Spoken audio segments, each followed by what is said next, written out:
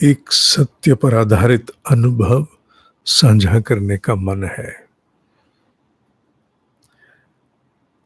कहते हैं एक समय पर एक स्थान पर अनेक जगत रहते हैं।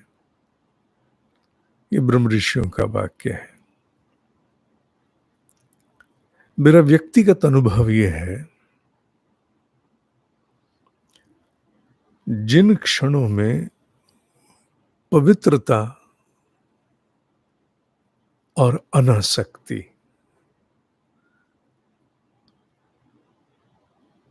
पूरे मानस मंडल में रहती है, आनंद का जगत वहीं हमें अपने भीतर समेट लेता है। मैं इसे कल्पना की दृष्टि से कहूं तो आनंद के जगत का भी एक बबल है। कल्पना की दृष्टि से बोल रहा हूं,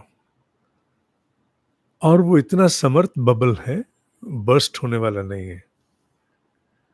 जैसे ही अनासक्ति और पवित्रता मानस मंडल में आती है, वो आनंद का बबल हमें अपने में समेट लेता है। ये अनुभव से बोल रहा हूं, यूं ही नहीं कह रहा। और जिस क्षण अपवित्रता और आसक्ति हावी होती है, वो बबल हमें बाहर धकेल देता है। तो एक प्रकार से मैंने कल्पना की दृष्टि से सहारा लेते हुए समझाने का प्रयास किया कि पवित्रता और अनासक्ति जिन क्षणों में मानस में होगी, आनंद का जगत अपने में हमें समेट लेगा। उसका बड़ा विराट सा बबल आएगा। वही है वो, कहाँ वही है, कहीं दूर नहीं है, कहीं से आना नहीं है।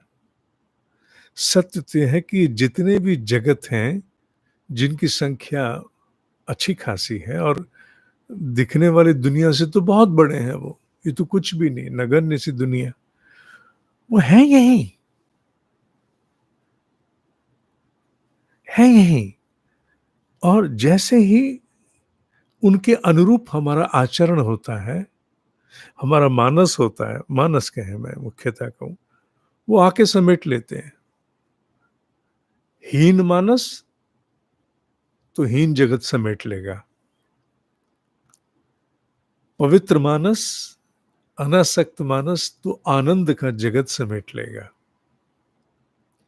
उस जगत के उसके अपने प्रकार के भी जो जीव हैं, जीव शब्द सत्ता कहते हैं, जीव नहीं कहेंगे, सत्ता। जो सत्ताएं हैं वो उसी बबल में ही हैं, विराट बबल में। उनका सानिध्य उसी क्षण प्राप्त हो जाता है, उसी क्षण। तो पवित्रता और अनासक्ति आनंद के जगत का एक्सेस कार्ड है। एयरपोर्ट पे लॉन्ज होते हैं, तो मैं तो इतना नहीं गया, पर अभी हाल ही में कहीं गए थे तो कोई साधक साथ थे, तो उनके पास कार्ड था, तो वो ले गए थे एक्सेस। तो आनंद के जगत का एक्सेस वो पवित्र मानस और अनासक्त मानस से है। तुम इसे कभी प्रयोग करके देखना। मैं भी यूं ही नहीं बोल रहा, मैंने पहले भी कहा, तुम प्रयोग करके देखना।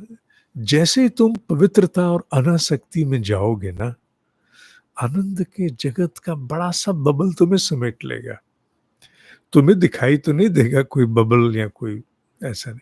तो मैंने कल्पना की दृष्टि से रचा है समझाने के लिए, पर होगा यही, वो तुम्हें अपने भीतर समेट लेगा और तुम में अनायास अकारण ही एक आनंद की अनुभूति होगी। कहते ना, वाय कोई तो कारण होगा, तो कारण केवल पवित्रता और अनासक्ति का मानस है।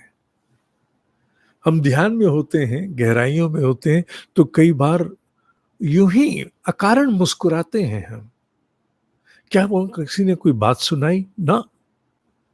क्या कुछ देखा होता है? आवश्यक नहीं है। ना देखा ना सुना, पर कुछ तरंगे ऐसी उठती हैं जो मुख खिल उठता है। फूल की भांति पुलकित विकसित हो जाता है। भीतर से आनंद जो है वो उस मुस्कान को ले आता है।